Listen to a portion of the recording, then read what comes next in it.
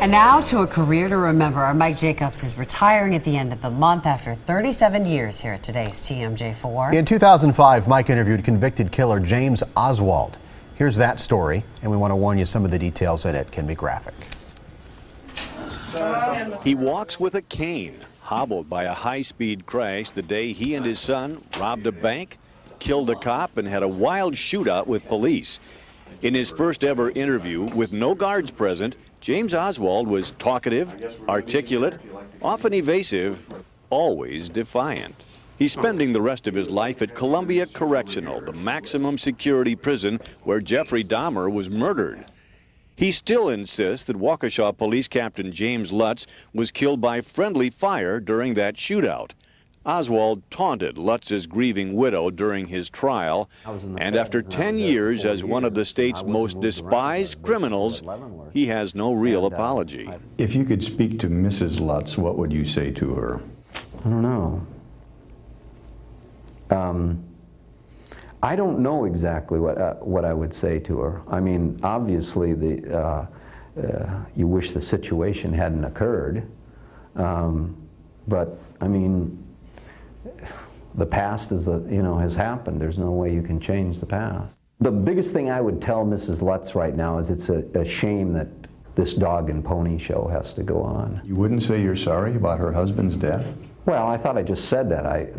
I don't think I wish his death hadn't happened. During his trial, Oswald winked at Mrs. Lutz one day and blew her a kiss on another.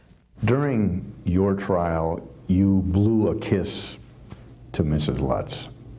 That was a cruel thing to do. Well, remind me of that. Let's see. That would have been pretty cruel if it went to her. You're right. There's no doubt about that. But I don't remember that exactly. Oswald has had little contact with his son in recent years, and he won't have much to say to Ted when he testifies at Ted's new trial. But wouldn't you say, good luck, I miss you, thinking about you?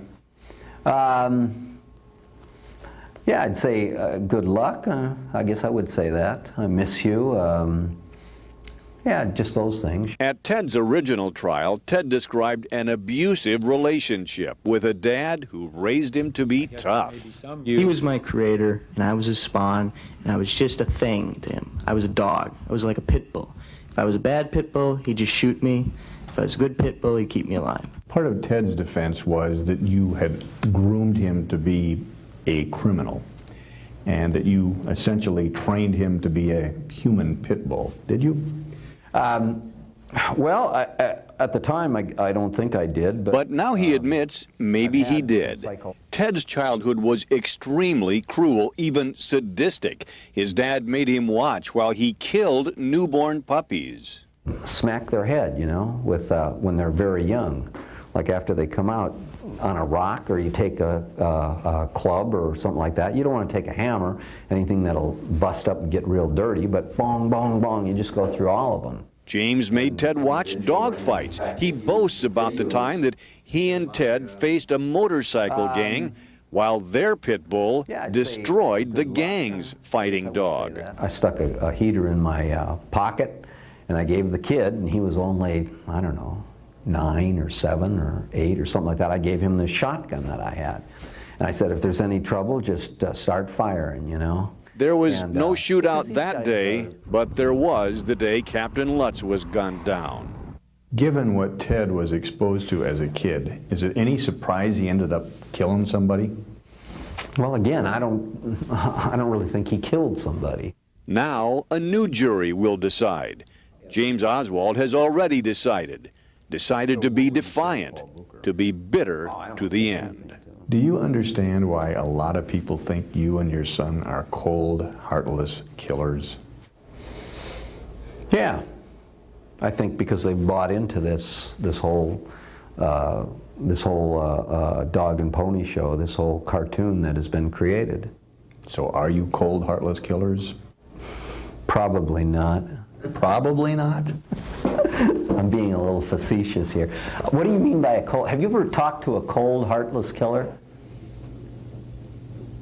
Am I talking to one now? We have the story behind this story tonight. Mike Jacobs talks about what it was like to come face to face with James Oswald. That story coming up tonight on Live at 10.